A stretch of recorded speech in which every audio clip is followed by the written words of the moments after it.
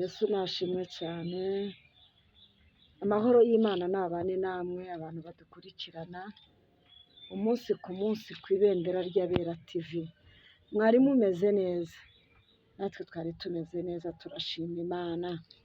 Umuntu uri inyuma ya kamera ni Solange, uri imbere ya kamera ni umuntu bita Noah TV, kandi nawe arabakunda cyane. Ni umutumirwa wanjye rero, kandi namwe nzi ko mumukunda muranamwemera cyane. Mba namutumiye kugira ngo atugezeho ijambo ry'Imana, tuvuge ivugabutumwa. Ni umupasiteri ukunda Imana, ntabwo ari ba bapasiteri b'iki gihe, oya pe, nta mupasiteri w'iki gihe ngewe natumira, kuko nzi ko mutabyemera cyangwa ngo mubikunde.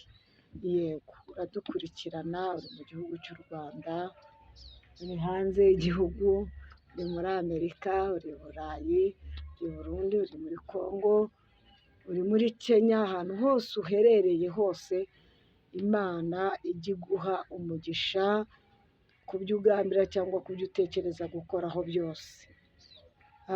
Mbazaniye pasiteri. Pasiteri, umeze neza? Ndaho ndashimira Imana Urakomeye cyane mu izina rya Yesu Kristo. ariko kugira ngo pasiteri mukunda amakoti ni ukubera iki? None se Sindabona umupasiteri atambaye ikoti. hari igihe ntarya ndyambara. Hari igihe uryihorera ukambara ishati wenyine, ariko abapasiteri menya ahari ari nacyo kintu kiba kigambiriye ko mwambara amakoti. Ubundi iyo ubaye umushumba, Yego, ugomba kwambara kumenya inka uburyo uzazakira.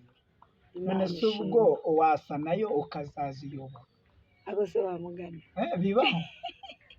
oya ntabwo bibaho. Bivuga ngo rero iyo ugiye kwisanisha no gusa nayo, bisaba kugira ngo uce bugufi ariko wambaye neza, unasa neza, atikanga.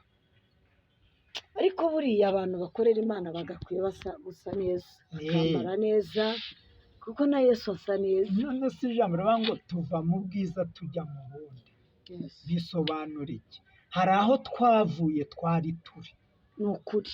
hari n'aho twavuye. niyo ryo jambo mvuga ngo tuva mu bwiza tujya mu bundi, ariko naho haba hari intambara. Nubwo nambaye neza, hari intambara ndwana nazo batamenya, ariko ni ngombwa nanone kugira ngo fashe n'aba bandi bari hasi nabo bagera ikirenge mu cyacu, nk'uko natwe tukigera mu kirenge cya Kristo. Imana ishimwe cyane. Gusa nuko hariho abaguguzi badashaka gukorera Imana, ahubwo bashaka kwibira mu Mana. Ariko njye mbona gukorera Imana ari iby'igiciro gikomeye cyane. Umva, wakorera Imana utayikorera, byose ni ibyayo. Haleluya. Kuko impamvu bavuga ngo byose ni ibyayo, iyo ugoma uba ugomera Imana, kandi iyo unezeza uba unezeza Imana. Ni nayo mpamvu yavuze ngo ni wowe wo guhitamo, ni njye wo guhitamo. Imana ishimwe cyane. Kandi ibi yabereye mu itangira ry'irema, Yego, ntabwo ibihereye ubu ngubu. yego. Ariyo mpamvu abantu baribaza, aho kugira ngo ajye kubaza Imana amenye urugendo arimo, noneho ahubwo akavuga ko Imana yamuteje abantu.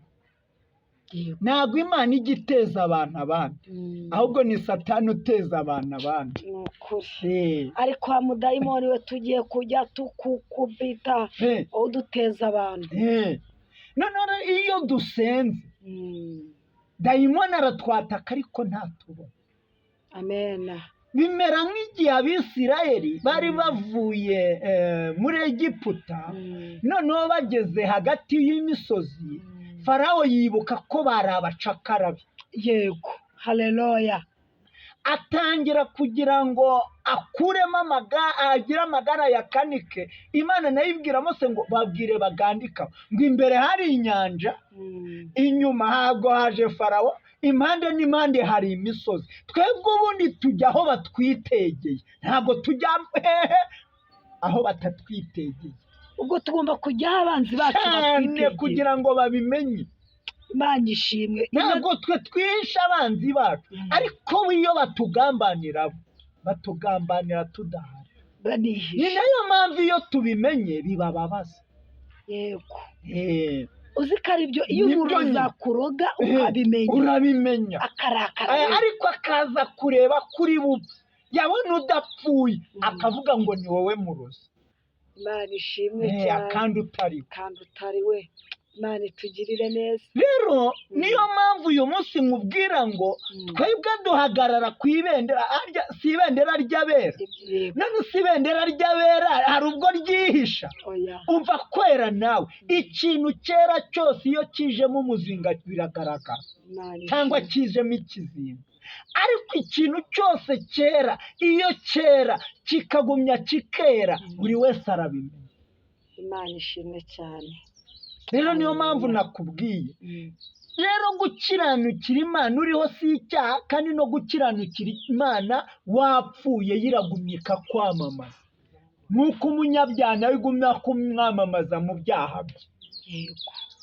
Imana kugeza ubwo abireka, kugeza igihe abirekeye. Ariko Imana iradukunda wa. Amen. Amen. Rero Kristo ni umunyembaraga. Hari abantu bagira ishyari muri uyu murimo. Yaguha ikintu akakigwago none, cyangwa yaguha ikintu ntakiguhe yishimye, ariko kuko Yesu wahora yishimye mu bababaye ndetse n'abatababaye, cya kindi akagihinduramo umunezero n'amahoro. Imana ishimwe.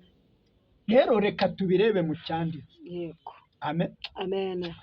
Reka turebe hano ni ijambo rito tugiye gusoma ngo nuko ni Itangiriro 4 umurongo wa 3 ngo bukeye Gayini azana ituro ku mbuto z'ubutaka ngo aziture Uwiteka. Yego. Na Abeli azana ku mbuto z'uburiza bw'umukiranutsi we no ku rugimbu rwayo.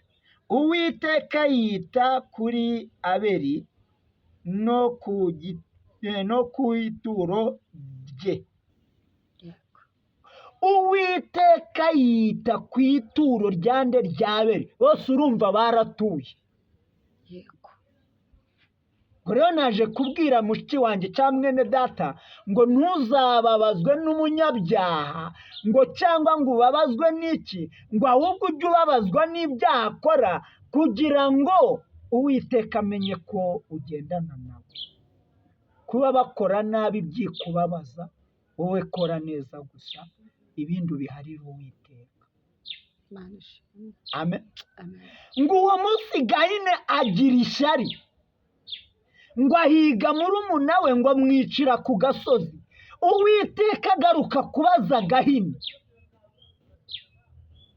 Nshuti yanjye, Uwiteka aje kubaza abantu, Uwiteka aje kubaza isi, Uwiteka aje kubaza abantu bose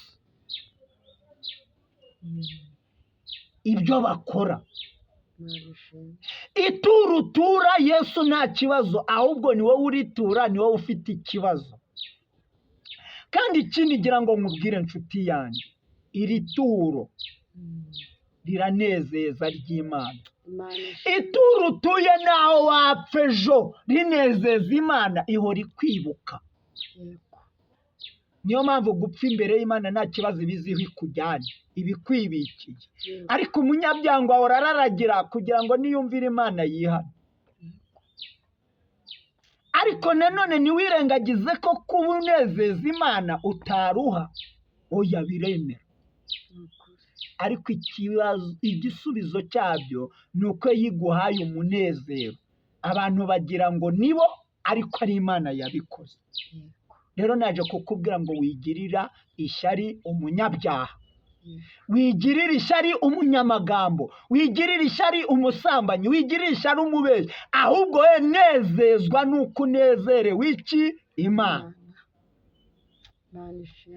Abeli n'uyu munsi ngo amaraso yaracibukwa, ngo ariko amaraso ya Yesu Kristo aruta ay'Abeli.